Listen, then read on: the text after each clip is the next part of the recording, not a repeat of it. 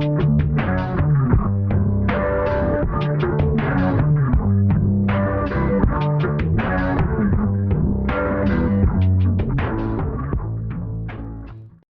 going on, guys, and welcome back. We're here with the Mercury. If you'll remember the last video, we took the boat out and kind of had some issues.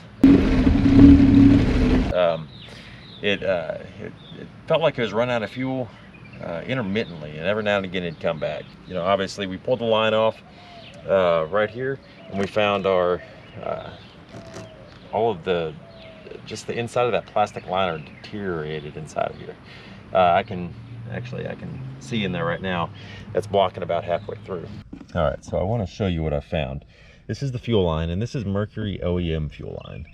You notice it's EFI, it doesn't have a primer bulb. It just goes straight up into the engine right here.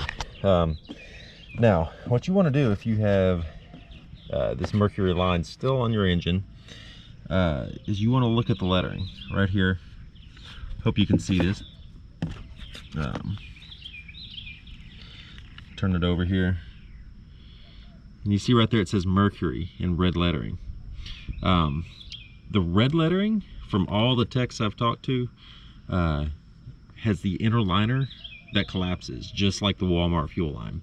Now, just because it's a gray fuel line doesn't mean it's bad. Mercury, right now, their OEM fuel line has blue lettering. And with the blue lettering, it's rated for ethanol, and it won't separate on the inner liner like this. But this does. So what I did, and I already did this off camera, but I'm gonna pull it off again so y'all can see it. I came over here, found this awesome little zip tie on here, and I don't know if you can see this right here, but that little piece came out. And so did these flakes right here in the bottom of the transom well. When I pulled the fuel line off, it came from inside of it. So you remember the bucking and everything we were having out on the water? Look at that. All this is that inner liner that's deteriorating. And this is trying to go through the fuel system, getting stuck in all the lines, in the filters, all that good stuff. That is very bad. So I pulled the line off, and inside, it's very hard to tell with the camera, but inside is all that liner stuff. You can also see it right here too. All right, so to remedy our problems, what we're going to do today is change the two filters. This has two of them, one fuel filter here, one fuel filter right here. We're also going to change the line out and put new ties on them. Now these, you know, I think in the last video, or one of the last videos, I was talking about these zip ties, you know, not using them and going back to the regular clips. I went to our actual Mercury dealer, and they gave me these. They're kind of rounded right here, so they're made to go on fuel line and supposedly give it even pull all the way around. This is what the authorized mechanics use and all the techs. So we'll give it a shot, see how it works. If it doesn't work well, we'll try to find the actual clips. So we have new fuel line right here to go from the tank, or to go from the transom to the engine. And we have two new fuel filters. These are Quicksilver, the Mercury brand. I wouldn't go with anything else on the fuel filters, just factory. And then also we have a brand new updated filter. Doesn't have any foam on it at all. It's all this metal mesh to get rid of that monstrosity right there. So all you'll need is a screwdriver, maybe not, and a pair of cutters. All right, so here's the fuel filter. These two red clips are all you need to push in to remove it. But before we do that, there is a strainer valve right here, and that's to release any pressure there still may be in these lines. So what we're gonna do is just kind of press it in to make sure. There's a tiny bit, and that's it. So, because when you pull these lines off, you don't want that pressure to still be in the lines, because you'll make a huge mess and all sorts of other fun stuff. So Mercury actually makes a special tool for this right here that you 100% do not need.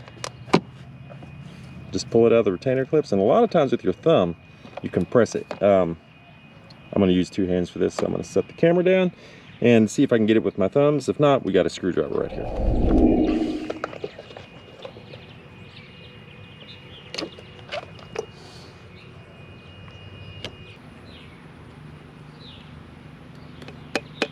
All right, here's one filter right here. Let's get the other one. You can see how easy that was to take that off.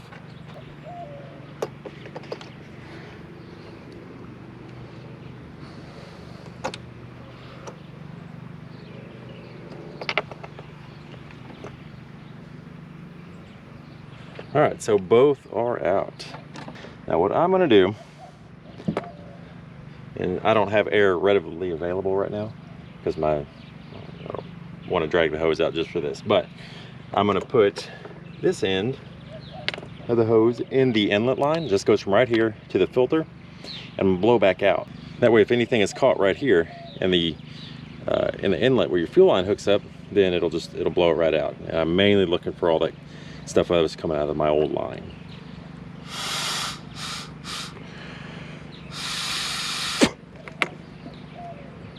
All right, sounds clear.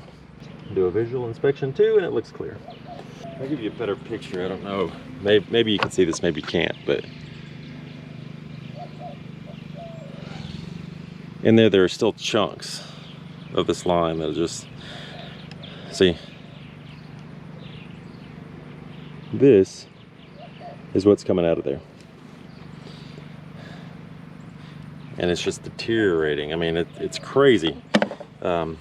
If you're having fuel flow issues and you have old line, check it. At least just pull it off the end, because you'll be able to tell right away when you pull it off, because all this stuff, just like this right here, is going to be stuck to the connection, and that's probably what's causing fuel starvation. All right, so these fuel filters go on as easy as they came off. Just make sure you check the flow. They have an arrow on them. You'll see it right here. So this arrow means that flow goes that way.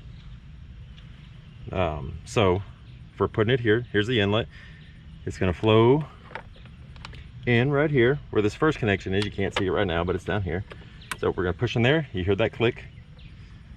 And here's the outlet. Click. Now we're going to do it in the same manner on our other fuel filter over here. Find your arrow right here. Fuel flow is that way. So click, click. Put it back in the retainers. That's it. I mean, it takes literally less than 5 minutes and 0 tools to change your fuel filters. And they're cheap too. They were like $12 a piece. Here's the part number right here. And I mean, it's it's super easy to do, so there's no reason not to do it. I'm probably going to do it once a year now after this. All right, so for the air filter, we're just going to remove the breather tube right here, and then you have this little clip right here.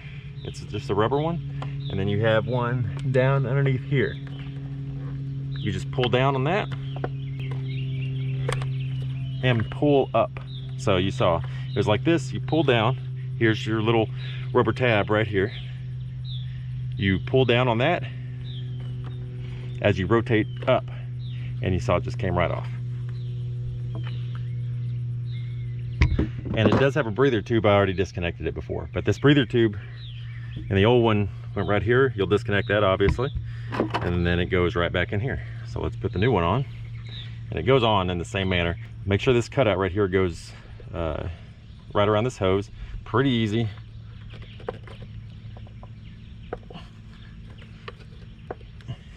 There you go. Took a little bit more force to get on than it did to get off, but it's all right. Still easy. Now just put your breather tube here on the back.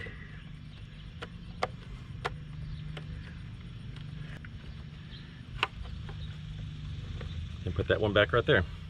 That's it. Less than 5 minutes we changed both fuel filters and the air filter.